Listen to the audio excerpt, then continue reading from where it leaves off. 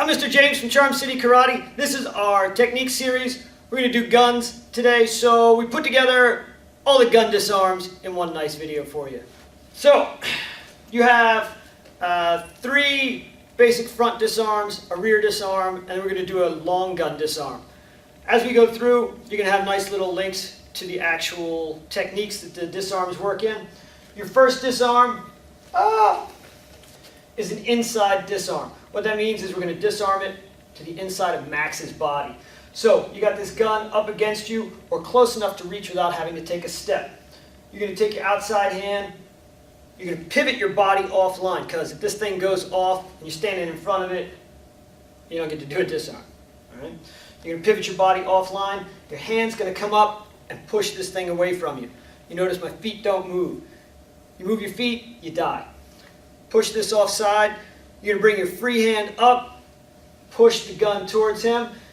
This is where his thumb gets broken. And then we're going to pull this straight back through his fingers and step back. Adjust so we have control of the weapon.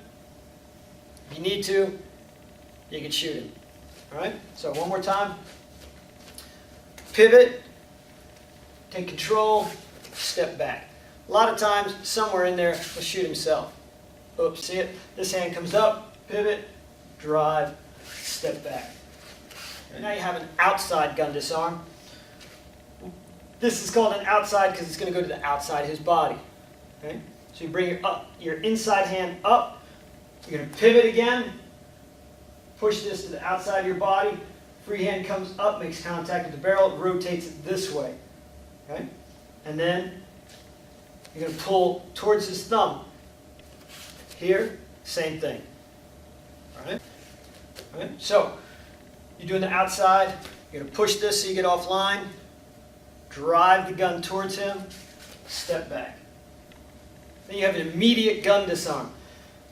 This one is if you have people on both sides. All right? Generally, whether you do an inside or an outside is dictated by where there are people you don't want to get shot. Okay? If your girlfriend's on this side, you do an outside gun disarm. Okay? You got somebody on this side you don't want to get shot, you do it this way. Guns go off a lot when you do a disarm.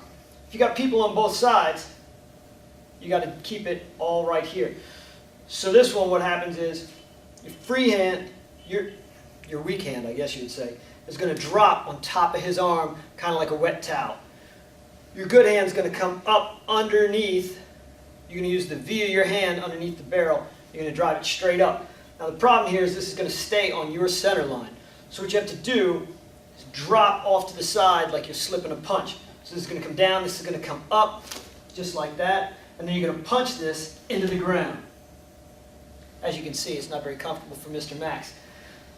If the gun goes off somewhere in there, it's going to be into the ceiling or him. Again, too bad. Step back. So this comes down, this comes up.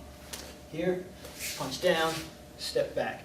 The time to do most of these is when he says something stupid like put your hands up or give me your money, so that he expects to see you move. You do this, you take the gun. Help, help. When the gun's behind you, you need to make sure that you know he has a gun and you know which hand it's in. Okay? If you try to be all fancy and do a gun disarm and it turns out that it's his fingers and the gun's in the other hand, you're going to get shot. You're going to feel stupid. Okay? So, what's going to happen here is you're going to turn, your arm's going to come down, you're going to loop this around and around, you're going to take the gun and step back. Help, help, look, make sure you can see the gun, bring this around and around, take the gun. Help, right? Okay, make sure you can see the gun, bring this down and around, take the gun. Alright, so not too many people will show you a long gun disarm. Long gun can be a rifle, a shotgun, anything that's long. Usually it's going to be a shotgun because that's what most people have in their house. We're going to do this one kind of slow because it's hard to do without busting Mr. Max in the face. If we go fast, he's definitely getting busted in the face. So, a lot of people think these are harder. You actually have a lot more leverage with this. If you notice, I can kind of move this around pretty easy with just my finger. Same thing here though, I got to be able to touch it without moving my feet. Front hand, whichever one I want, doesn't really matter. is going to move this barrel out of the way as I step off. Then I'm going to grab.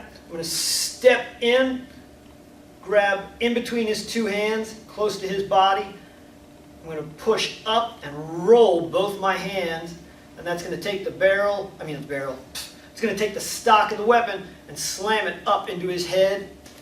And I'm going to move back to where he can't grab it.